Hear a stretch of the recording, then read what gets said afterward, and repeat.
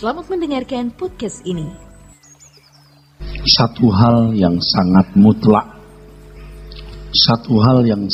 mutlak harus kita alami dalam hidup dan juga kita miliki sampai nanti kita pulang ke rumah Bapa adalah menghayati dengan benar keberadaan Tuhan. Menghayati dengan benar keberadaan Tuhan. Kita semua pasti setuju dan percaya bahwa Allah adalah Allah yang hidup, Allah yang real, Allah yang nyata. Tetapi apakah kita sungguh-sungguh telah mengalaminya sehingga kita bisa menghayatinya secara benar? Banyak orang merasa sudah mengalami Tuhan sebab dia merasa apa yang dia yakini, dia merasa apa yang dia percayai, bukan merasa apa yang dia alami. Mestinya kita harus merasa apa yang kita alami, bukan apa yang kita yakini, saudara. Sebab kalau kita merasa apa yang hanya kita yakini, kita hidup dalam fantasi atau imajiner. Bertahun-tahun saya hidup dengan cara demikian, saudaraku. Akhirnya saya sadar, saya mengubah gaya hidup saya. Kita harus mencari Tuhan lebih dari memburu apapun.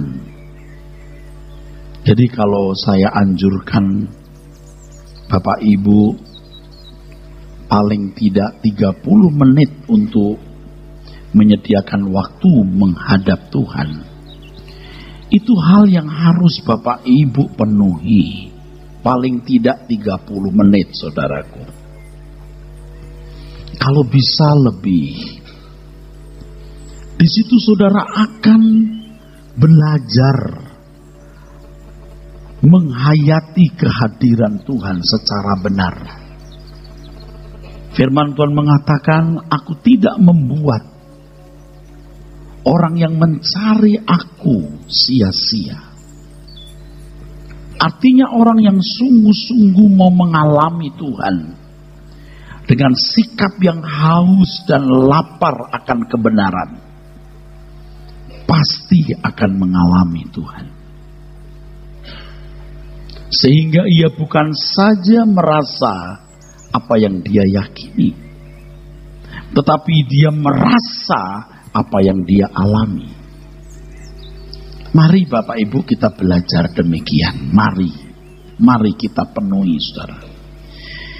Ada dua akibat dari orang yang sungguh-sungguh mengalami Tuhan, saudaraku. Sampai level tertentu saudara bisa merasa trembling, gemetar. Tolong ya, jangan dibuat-buat. Jangan sampai menjadi munafik, lalu kita menipu diri kita sendiri. Sungguh-sungguh merasakan kehadiran Tuhan secara real. Bisa trembling, saudara. Dada kita terasa mau pecah, burst. Air mata kita keluar. Kedahsyatan Tuhan itu, kedahsyatan Allah itu real, saudara. Allah yang menciptakan langit dan bumi, Allah yang maha agung, maha mulia. Itu sungguh bisa dirasakan sampai trembling. Rasanya mau pecah dada kita, air mata kita keluar. Dahsyat. Itulah yang dimaksud dengan kedahsyatan Tuhan. Yohanes di Pulau Patmos merasakan kedahsyatan Tuhan. Dan ada hamba-hamba Tuhan lain di Perjanjian Lama merasakan kedahsyatan Tuhan. Rasanya mau mati, saudara. Mereka menggelepar, saudara. Mereka bukan hanya tunduk, saudara. Mereka bisa rebah. Nah, betapa dahsyat dan luar biasa kalau kita diperkenan menjumpai Allah semesta alam yang menciptakan langit dan bumi ini. Yang di perjanjian lama hanya imam besar setahun sekali. Tapi sekarang kita bisa loh, saudara, bertemu dengan Tuhan. Ketika seseorang merasakan kedahsyatan Tuhan itu, saudara, paling tidak ada dua hal yang diakibatkan. Takut akan Tuhan. Takut akan Tuhan. Ini tidak bisa dibuat-buat, saudaraku. Kegentaran kita akan kedahsyatan Tuhan dari pengalaman hari ke hari akan membangun takut akan Dia. Dengan demikian kita bisa hidup tidak bercela. Kita bisa hidup tidak bercela. Takut akan Tuhan, kegentaran akan Tuhan itu, saudara, melahirkan hidup tidak bercela. Dan ini natural, saudara. Tidak dipaksakan. Dengan sendirinya kita menjauhi apa yang tidak sesuai dengan kehendak Tuhan. Baik dalam perkataan, dalam pikiran maupun sikap hidup. Orang yang tidak merasakan kegentaran akan Tuhan, tidak menghayati keberadaan Tuhan secara benar, pasti sembrono, saudara. Berdoanya saja sembrono, saudara.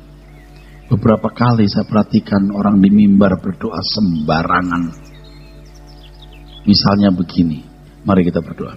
Bapa di surga, terima kasih karena Engkau telah di tengah-tengah kami. Kami percaya Tuhan Engkau di tengah-tengah kami, memberkati kami dengan firman yang luar biasa. Kadang-kadang ada yang lebih konyol dari ini, lebih tidak sopan, saudara. Bicara kepada siapa kamu? Juga cara memuji menyembah Tuhan itu, saudaraku.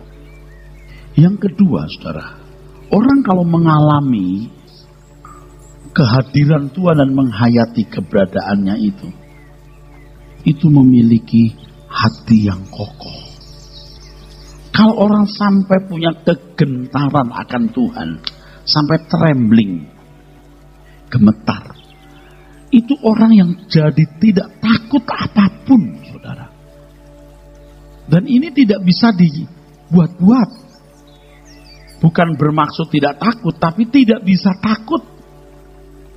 Memang level ini level yang sukar dicapai. Sebab membutuhkan ketekunan, saudara. 1 bulan, 2 bulan, 3 bulan, 6 bulan, setahun. Kadang-kadang Tuhan seperti tidak ada, saudaraku. Tetapi kalau kita tekun terus, kita akan bisa loh mengalami Tuhan, saudara. Jadi Bapak Ibu saudara sekalian, saya di sini hanya memberikan saudara kebenaran firman Tuhan yang akan memperbaharui cara berpikir saudara. Memasukkan rumusan, definisi tentang Tuhan dan lain sebagainya. Ini ibarat makanan, ini masih daging mentah, belum daging masak. Belum matang. Selanjutnya saudara sendiri yang harus setiap saat belajar dari Tuhan. Dengan apa yang saya sampaikan ini akan memandu saudara. Memandu saudara. Saya sebagai mentor, ya, mentor kecil saudaraku. Fungsi dan perannya mungkin hanya 0,5% atau 1%. 99% itu saudara sendiri dengan Tuhan.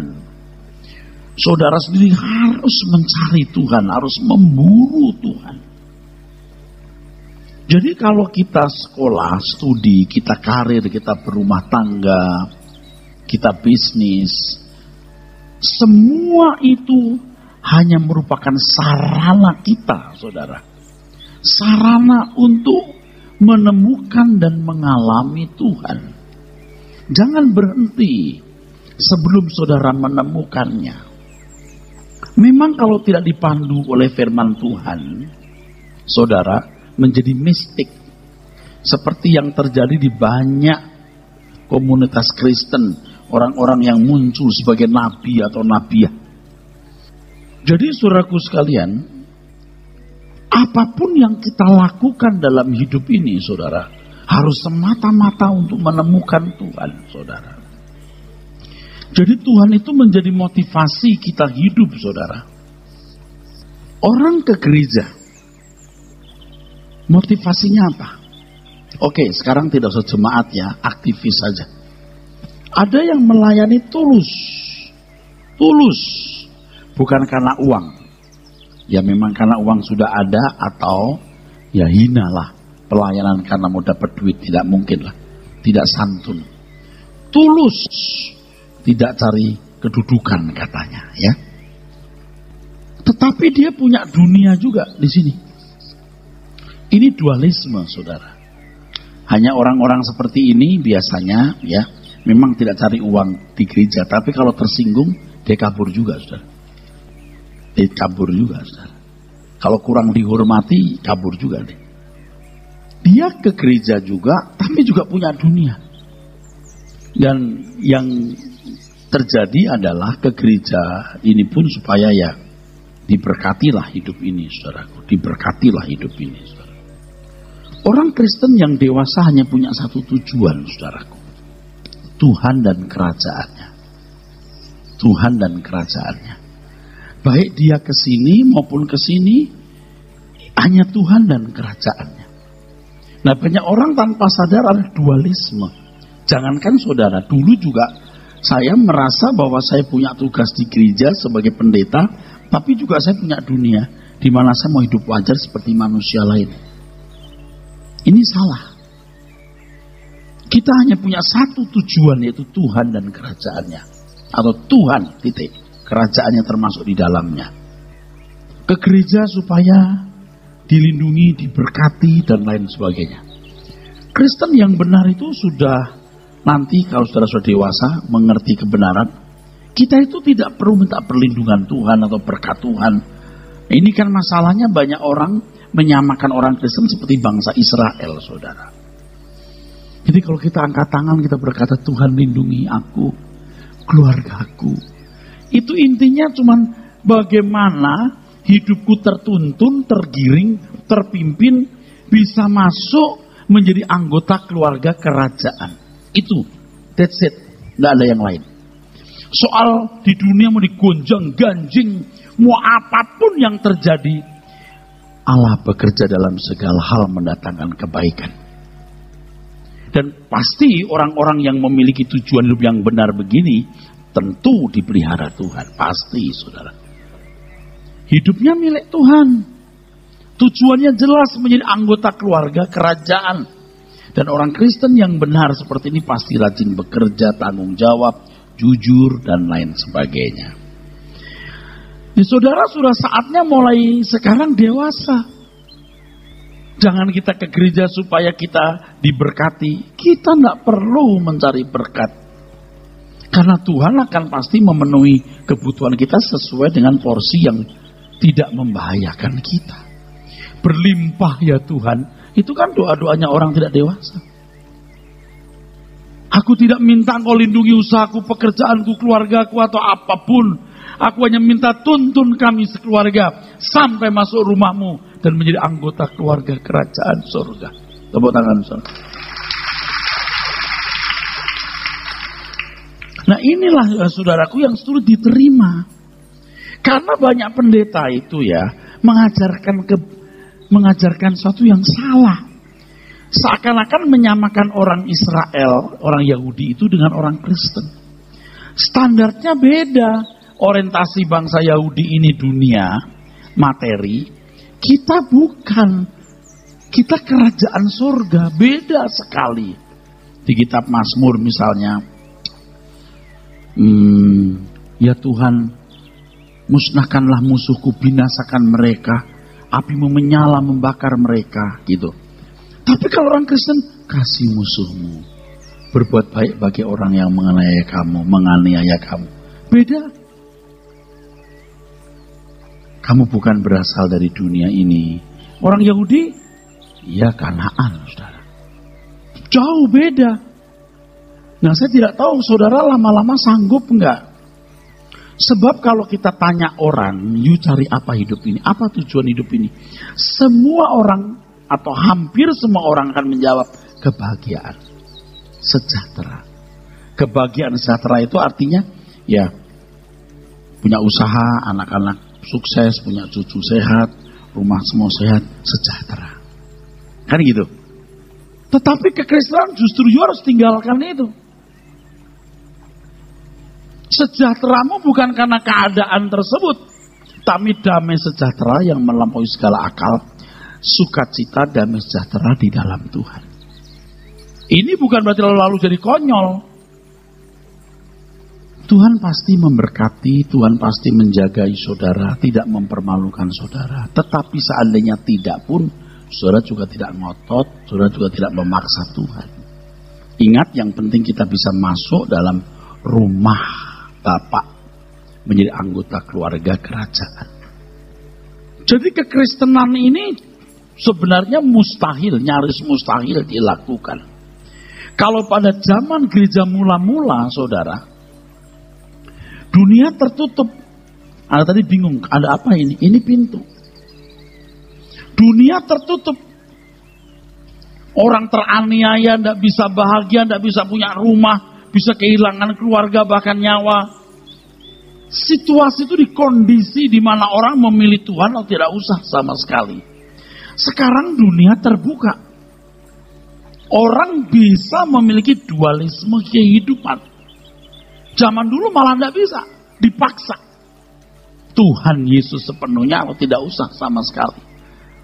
Dan ayat firman ini berlaku semua orang. Kamu tidak bisa mengabdi kepada dua Tuhan. Sekarang dunia terbuka. Lalu orang merasa berhak untuk menikmati hidup, lalu mati masuk surga. Tidak ada cara begitu. Begitu you jadi Kristen, pikirkan perkara yang di atas, bukan yang di bumi. Cari perkara yang di atas, bukan yang di bumi. Damai sejahtera yang kuberikan padamu, tidak seperti yang diberikan dunia. Jadi kalau kau mengharapkan damai sejahtera seperti yang diberikan dunia, jangan urusan dengan aku. Bisa diteruskan khotbah ini? Kalau nggak bisa, ya udah, aku pulang. Ini Kristen yang benar. Kristen macam apa yang saudara kenal selama ini? Ini Kristen yang benar. Makanya kalau saudara mengalami kedahsyatan Tuhan, Allah yang agung dan mulia, apapun rela saudara tinggalkan demi dia. Oke, boleh tepuk tangan saudara. Anda tidak mengalami melecehkan, meremehkan Tuhan. Sombong lagi. You itu bukan siapa-siapa kok. Sombong loh.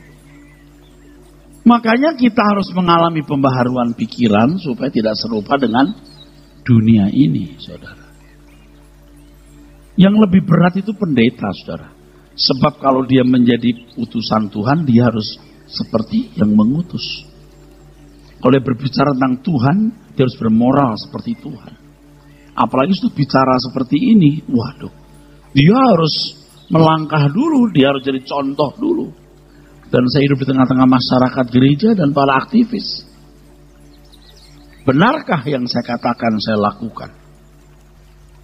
Nah, banyak orang menganggap ini tidak salah, standar. Satu pihak ke gereja dengan motif yang baik, memuji, menyembah Tuhan, tapi juga punya dunia. Dengan keberadaannya. Mestinya seluruhnya ini milik kesatuan Tuhan dan kerajaannya tujuan. Jadi hidup di bumi ini bukan untuk mencari damai sejahtera, tapi dipersiapkan menjadi manusia yang agung, unggul, mulia, seperti Bapa di surga. Bisa diteruskan? Kristen orisinil itu begini mestinya. Mestinya begini Kristen orisinil ini, saudara. Coba kita lihat Filipi pasal 3 ayat 19. Filipi 3 ayatnya ke-19, demikian firman Tuhan. Kesudahan mereka ialah kebinasaan, Tuhan mereka ialah perut mereka. Kemuliaan mereka ialah aib mereka, pikiran mereka semata-mata tertuju kepada perkara duniawi. Perut bicara soal kehidupan, saudara. Ini kehidupan, perut kosong mati. Sekarang hidup saudara itu Tuhan atau bukan? Tuhan atau yang lain? Kita harus berani menjadikan Tuhan kehidupan kita.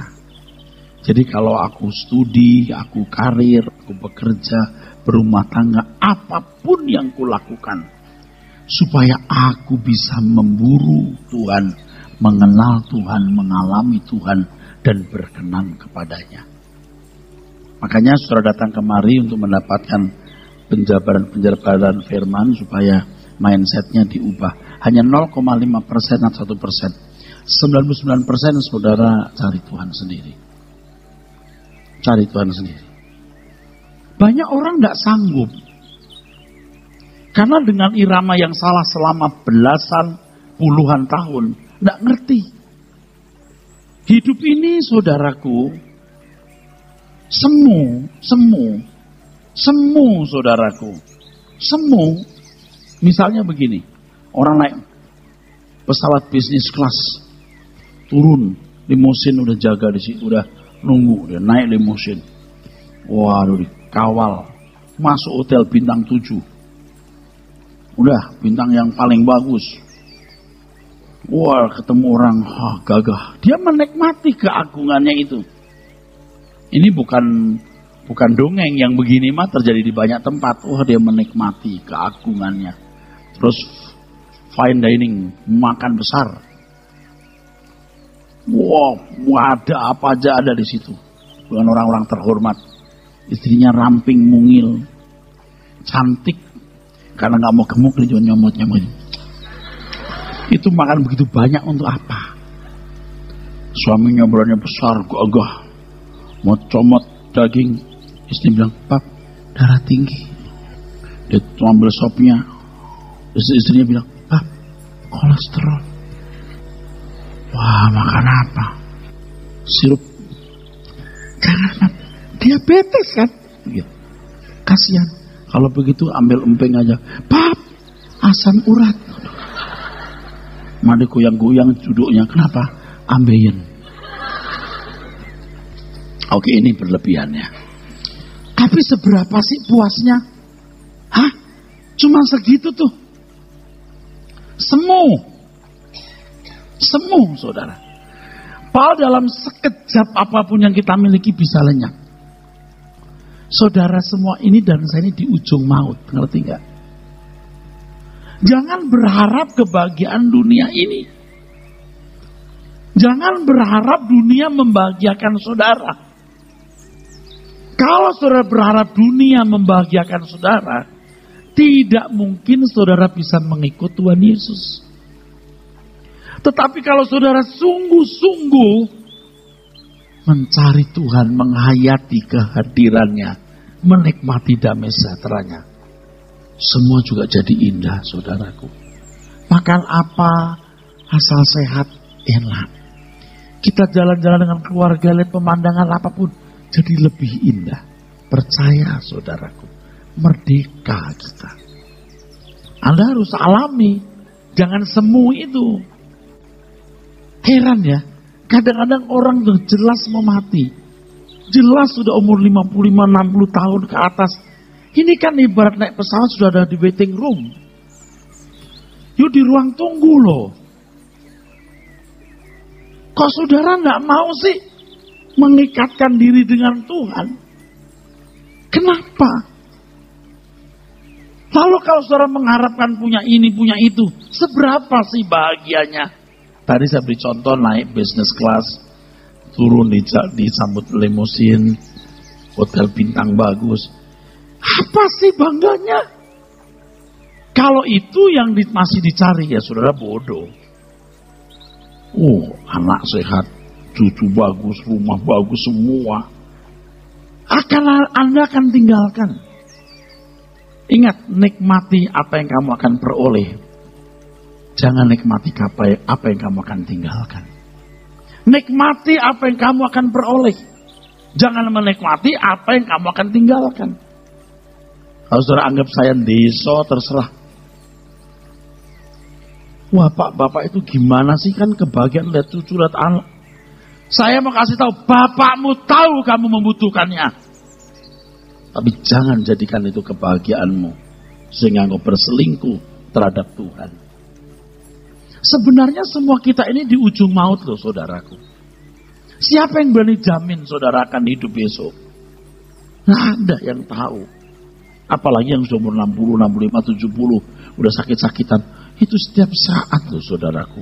Bisa dapat panggilan.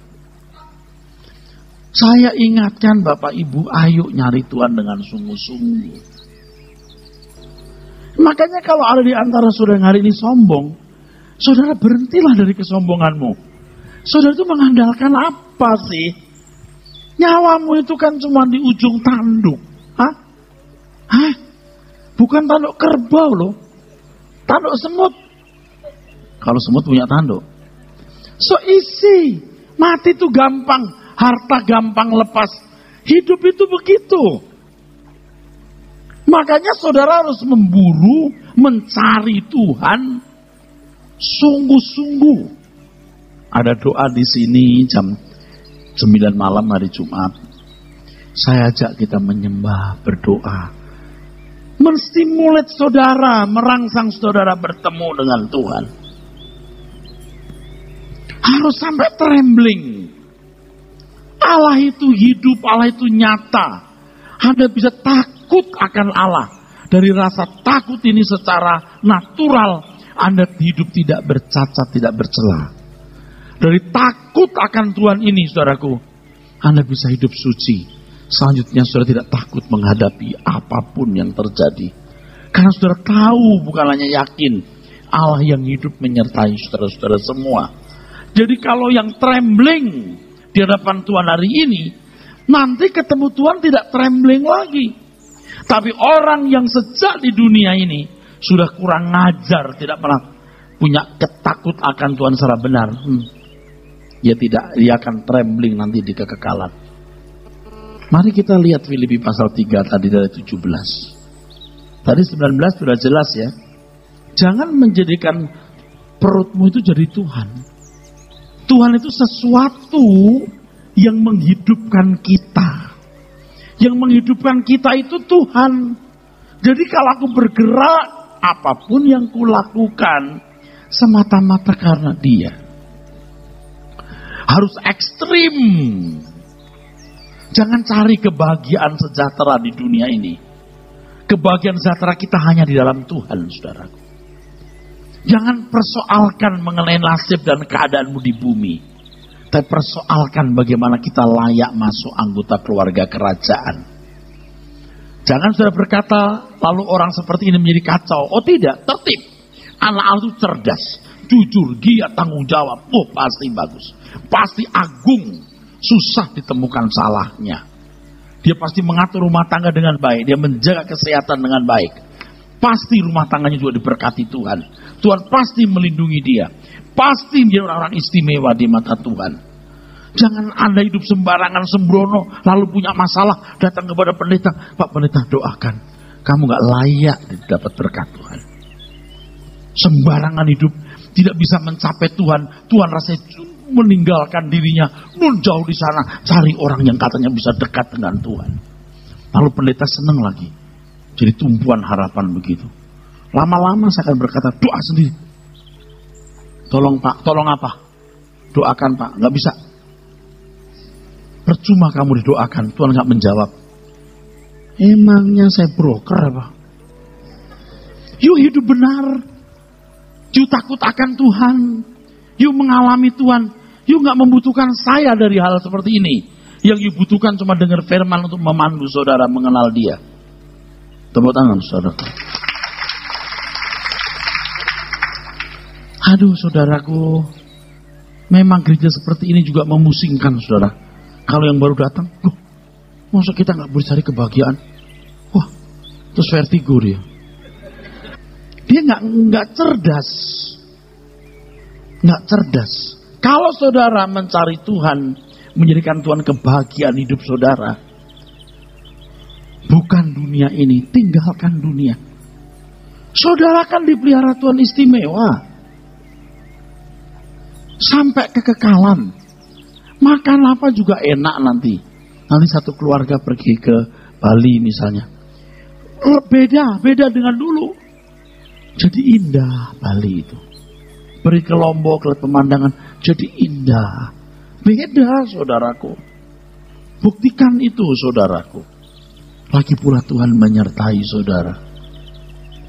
Coba ayat 17 dibaca Pak. Saudara-saudara, ikutilah teladanku dan perhatikanlah mereka yang hidup sama seperti kami yang menjadi teladanmu. Jadi Paulus dengan standar hidupnya Paulus, itu standar hidup orang percaya di mana-mana. Bagiku hidup adalah Kristus, mati adalah keuntungan. Lihat standarnya. Kalau kita hidup hanya untuk Dia yang mati bagi kita. Baca itu tulisan Paulus. Itu standarnya. Kalau sudah mulai ada pengkotak-kotakan, ini kotaknya pendeta, ini kotaknya jemaat, rusak. Tidak pernah ada strata dalam gereja. Semua satu strata anak-anak Tuhan. Semua imamat yang rajani, saudaraku. Oke? Mengerti ya saudaraku? Ayo, Anda gak lebih kecil dari saya gak lebih besar dari saudara. Motivasi hidup kita yang menentukan kualitasnya. Kalau PLS pendeta lebih agung. Enggak, motivasi. Anda pedagang punya motivasi yang benar, itu Anda mulia. Bisnismu itu pelayanan, saudaraku. Pelayanan, saudaraku. Ibu-ibu yang mengatur anak-anak, rumah tangga yang kau atur, itu pelayanan. Jangan merasa kecil.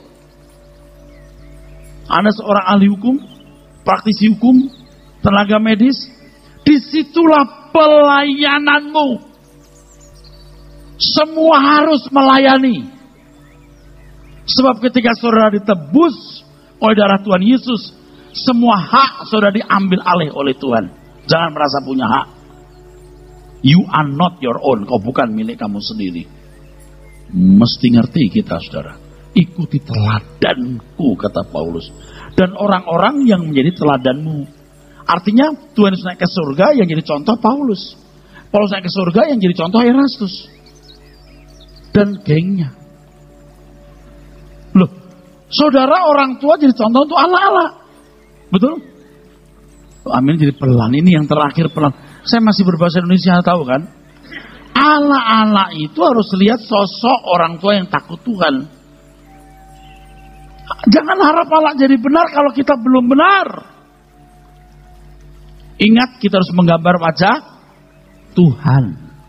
Kalau saya kasih spidol, tolong gambar ayam. Bisa kan? Bisa. Coba gambar setan. Wah, bisa bingung. Gimana ya? Setan gak bisa digambar, tapi bisa dirasa.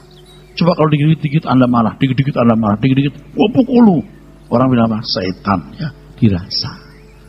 Sekarang bagaimana hidup kita bisa menjadi orang-orang yang dirasa oleh orang. Lalu orang berkata, ini anak Tuhan. Bukan hanya baik. Kalau baik banyak. Baik banyak. Waktu kita di jalan, kita kasih orang lewat dulu. Atau kita bantu orang. Orang bilang, baik ini gitu. Bukan Tuhan. Kalau kelakuannya kasar melukai, setan. Kalau baik, baik doang. Hanya baik doang. Anak Tuhan bisa menggambar wajah Tuhan, keharuman Tuhan, saudara. Ini anak Allah. Wah, mestinya. Saudara mau? Saudara mau? Ayo kita belajar bersama. Saya juga baru tahun-tahun belakangan ini sadar, saudara. Ya. Saya belum jauh dari saudara. Tapi saya mesti di depan ini. Ayo. Saya belum terlalu jauh, saudaraku. Udah jauh Pak Eras. Pak Eras Cirebon, kita Jatinegara. Oh enggak. Belum, masih belum. Saya ngajak-ngajak saudara saja. Ini Kristen yang sejati seperti ini. Kristen yang murni itu begini, saudara. Terus terang ya, sudah jarang tuh gereja ngajar begini nih, saudara. Yang ada masalahmu apa? Problemmu apa? Tuhan beri jalan keluar. Di sini jangan minta jalan keluar. bereskan hidupmu bener aja deh. Lah ya kan bingung. Ada orang yang masalahnya terus bertumbuk-tumbuk. Kok nggak beres-beres? Tuhan sayang kamu. Kalau beres keras kepala kamu. Jadi sombong kamu. Untung kau masih hidup. Dipelintir sedikit, urat kamu dibengkokkan sedikit di belakang. Kamu langsung piansui.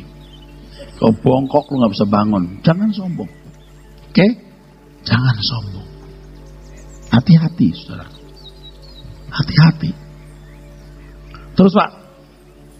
Karena seperti yang telah kerap kali kukatakan kepadamu, dan yang kunyatakan pula sekarang sambil menangis. Sambil menangis, terus. Banyak orang yang hidup sebagai seteru salib Kristus. Musuh.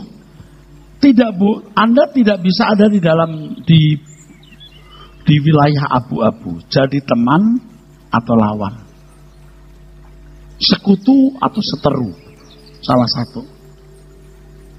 Kalau saudara menjadikan perut saudara sebagai Tuhan, saudara bukan seteru. Musuhnya Tuhan.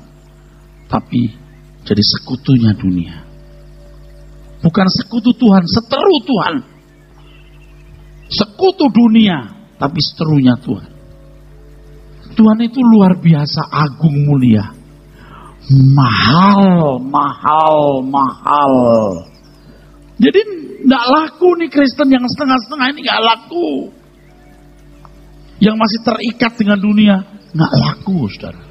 Saudara kalau belajar firman Tuhan dengan benar, saudara lihat dunia ini Sodom Gomora. Ini adalah Sodom Gomora dunia ini, saudara. Banyak orang Kristen mau setengah Sodom di sini. Tinggalkan dunia dengan segala kesenangannya. Anda sekolah, Anda studi, Anda karir, Anda bisnis, Anda cari uang. Lakukan semua itu untuk Tuhan. Bukan untuk kesenangan, kepuasan pribadi. Enggak lama, saudaraku. Katakan amin. Kita beri tepuk tangan, saudara. Oleh sebab itu, saudara, hayati Tuhan. Alami Tuhan, saudaraku. Cari Tuhan.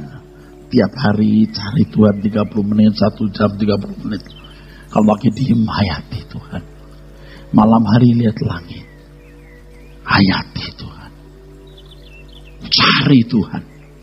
Atur waktu dari sini, nanti habis kebaktian makan di mana, setelah itu mau bikin apa. Hal yang tidak perlu dilakukan, jangan dilakukan. Sahabat yang tidak takut Tuhan, jadi teman saja. Teman jauh, lupakan saja. Kalau itu tidak membawa saudara makin takut akan Tuhan, harus berani. Pisahkan dirimu dari dunia ini. Dunia saudara hanya satu, Tuhan dan kerajaannya. Dan untuk mendukung ini harus kerja keras, bisnis, iya harus. Tapi tujuannya hanya satu, bagaimana aku menjadi orang yang layak masuk ke dalam keluarga kerajaan. Saudara bersedia? Sudah langka loh saudara gereja seperti ini. Saya lihat ada orang-orang Kristen yang tulus-tulus mencari Tuhan. Aduh, tidak diajar begini. Cuma diajar Allah itu baik. Baik Bu, baik Pak. You minta apa dalam nama Yesus, Tuhan berikan. Kalau Anda kasih 10 dapat 100. Kasih 30 jadi 300. Gila itu ngapain ya orang? Mengerti saudara? Itu orang cari nafkah. Kalau di sini saya ngomong begini, kalau hatimu bengkok, kamu kasih persembahan, uangmu haram. Ya tapi saya masih berdosa, ya tapi bertobat. Supaya persembahan kamu pun berbau harum. Dan gereja ini gak terima sumbangan. Kita nyumbang ya, enggak. Terima kembalian. Artinya sikap hidupmu harus benar dulu dan sadar. Apa yang kau miliki semua milik Tuhan. Dan tanya Tuhan berapa yang kamu bantu gereja ini. Saya tidak ambil uang saudara sebagai perpuluhan. Semua dipakai untuk pelayanan. Ini semua supaya saudara itu menjadi orang-orang yang sempurna di hadapan Tuhan. Terus bacaannya Pak. Kesudahan mereka ialah kebinasaan. Tuhan mereka ialah perut mereka. Kemuliaan mereka ialah aib mereka. Iya. Lihat orang-orang sombong yang menunjukkan hebatnya dengan penampilannya seperti topeng monyet. Yang menghargai mereka juga orang-orang yang matre.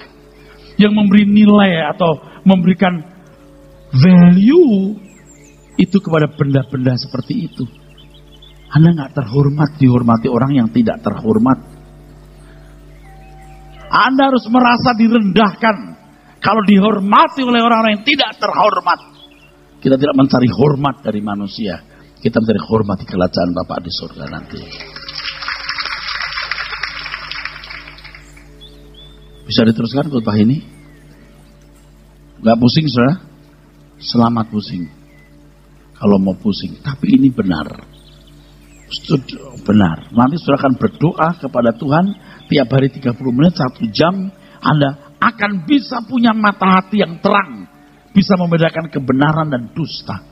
Hamba Tuhan yang murni atau tidak murni. Yang bengkok atau lurus. Terus kalimat berikutnya ini bagus. Pikiran mereka semata-mata tertuju kepada perkara duniawi. Iya, ke gereja cuma berapa jam? 1,5 jam.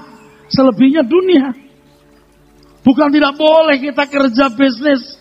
Tapi ingat, tujuan kita bukan di sini, tapi Tuhan dan kerajaannya. Di sini Anda mendapatkan kebenaran. Bagaimana membuat matang lewat 30 menit 1 jam berdoa. Lewat setiap peristiwa saudara amati, menghayati kehadiran Tuhan. Jangan lupa itu. Dalam setiap keadaan. Sampai akhirnya apapun yang Anda lihat. Apapun yang Anda dengar. Apapun yang Anda alami. Menjadi nasihat Tuhan. Yang kaya sekali. Terus. Karena kewargaan kita adalah di dalam sorga. Kewargaan kita ada di dalam sorga. Dan dari situ juga kita menantikan Tuhan Yesus Kristus sebagai juru selamat. Yang akan mengubah tubuh kita yang hina ini. Sehingga serupa dengan tubuhnya yang mulia. Menurut kuasanya yang dapat menaklukkan segala sesuatu kepada dirinya. Coba betapa mengerikan jadi orang Kristen itu saudaraku. Meninggalkan dunia dengan satu keadaan hidup yang baru. Kalau saya bisa mempertunangkan saudara dengan Tuhan itu indah sekali. Ini gak mengganggu bisnis saudara, kegiatan hidup saudara. Tidak mengganggu kebahagiaan kesenangan saudara. Sama sekali tidak. Katakan amin. Hatimu melekat kepada Tuhan. Tuhan pun akan rasa saudaraku. Rasa orang ini cinta aku. Orang ini menjadikan aku tujuan hidupnya. Wah, pasti Tuhan rasa saudaraku. Jadi bapak-bapak yang sudah berumur 50, 60 tahun, jangan merasa, wah gue diajak kayak anak kecil. Ya memang harus seperti anak-anak. Tapi bukan kekanak-kanakan. Amin. Ya, Anda akan ngerti nanti. Apalagi kalau Anda mengerti kedahsyatan Tuhan, keagungannya. Waduh, kita kecil bro. Kecil sekali. Sebenarnya banyak hal yang harus saya sampaikan.